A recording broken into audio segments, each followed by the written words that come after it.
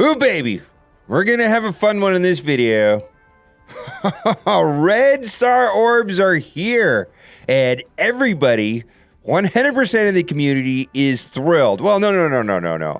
That one or two people that pulled a 7-star crossbones, those people like Red Star Orbs, but everybody else, not so much.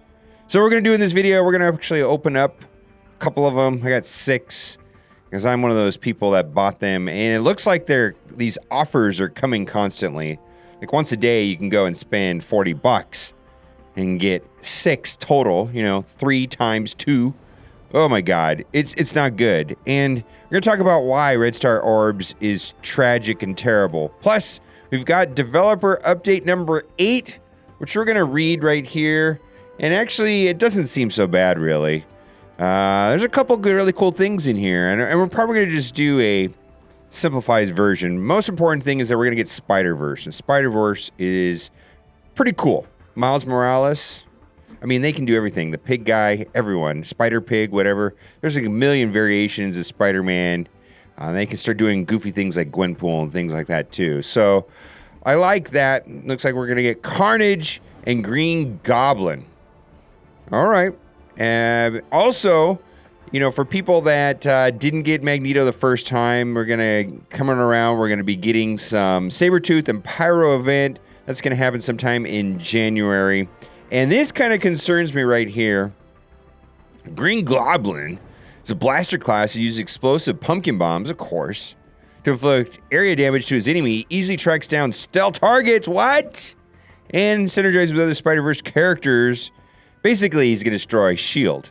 So that means if you have S.H.I.E.L.D. and you go into the raid, oh no, you're going to come across Green Goblin constantly. It's just going to destroy your investment and your time. I hope they don't do that. Maybe. I don't know. Then we're going to talk about Alliance Wars coming, which is going to make Red Stars even more annoying because that's going to be a competitive environment. Oh, Alliance Wars. That's going to be the Helicarrier. We'll see what that is like. For me, I can't imagine them adding another game node. There's already too much stuff to do in this game, and it is too time-consuming. We don't need something to suck up another hour or 2 of my day and piss off my alliance mates because I don't have time to read Discord and keep up with the 19 million notifications and everybody talking on Discord. Oh, my goodness. My goodness. More stuff to do.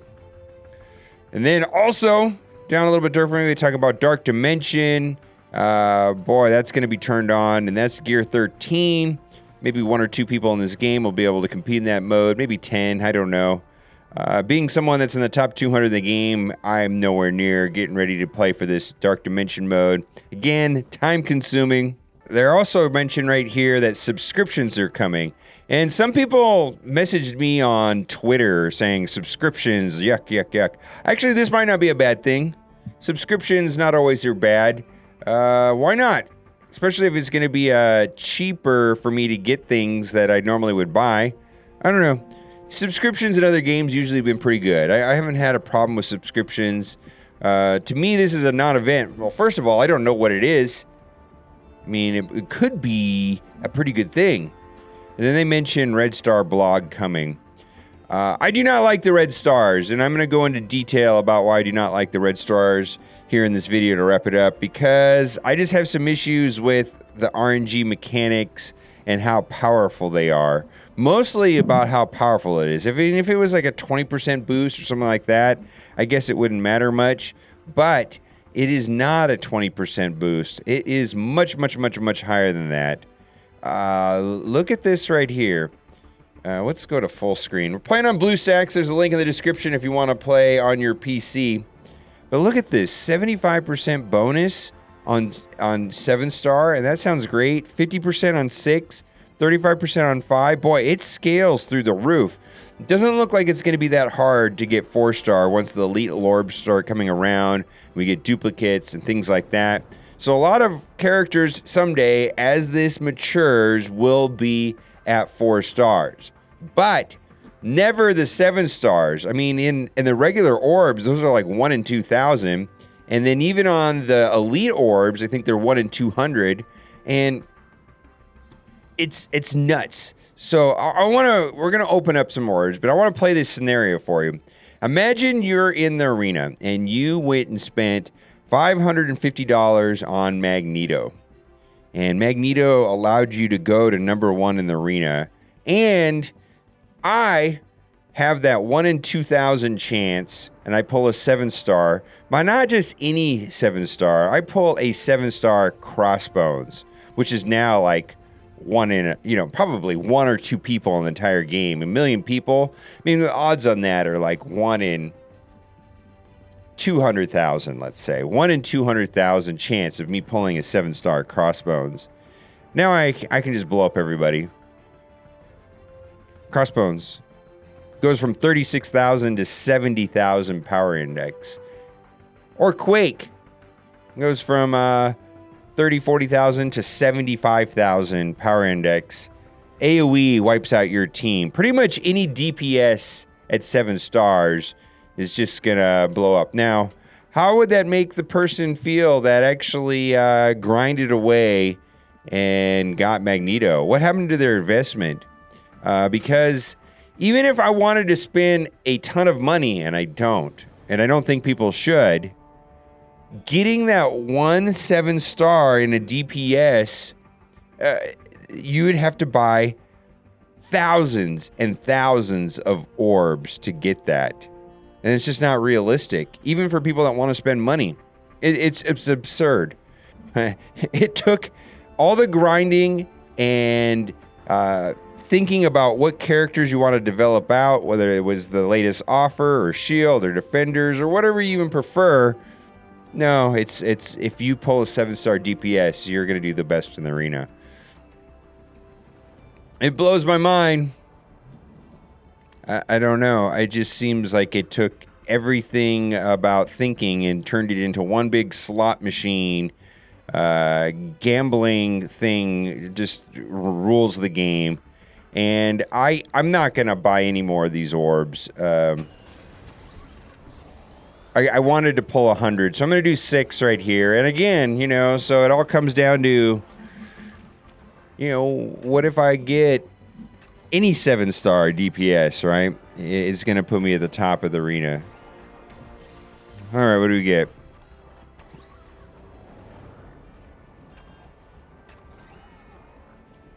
What if I do get a 7-star and it's Hydra or AIM? Something horrible.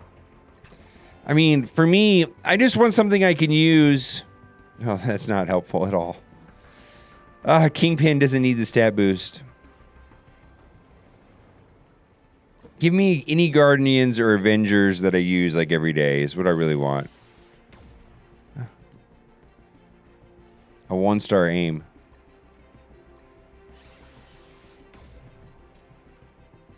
Oh, wow. Duplicate, 200. I only need to get 5,000 for that to work. So there was basically... Ooh, I converted him from a 1-star, 2-star. I don't use Korath anyways. So then I'm going to do the last one right here. And Hand Blade Masters. So, duplicate. So that was $40. Just down the drain. You know what? I understand that they want to make money.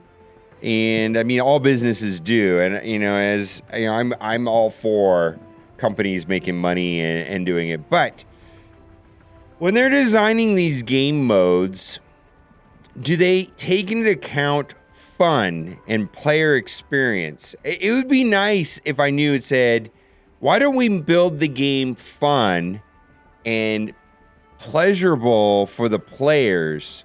Because I know if I build the game fun and make it a good experience and good graphics and the interaction, and I can collect heroes, and then the money will follow. I think they sit down for a meeting and they say, how can we make money? And then nobody sits around and asks, is this fun? Is this game mode fun for players? It's like that was never even asked at all on this Red Stars.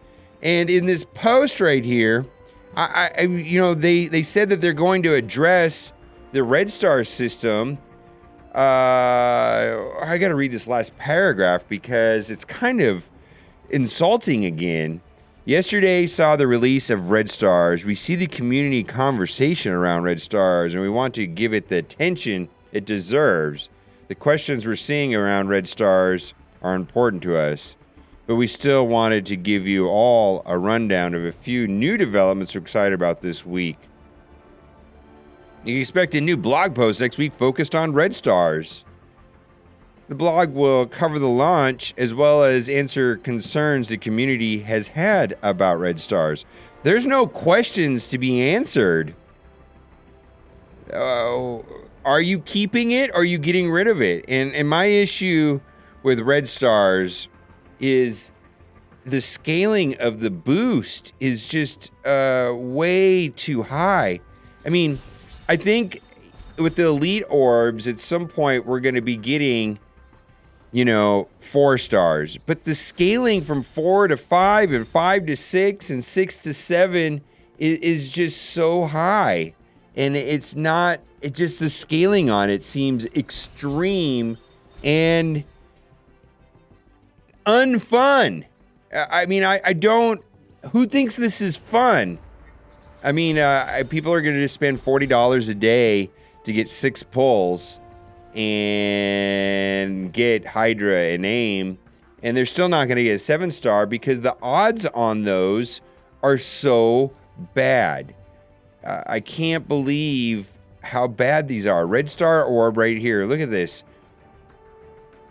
That's 1 in 2,000. 6-star right there.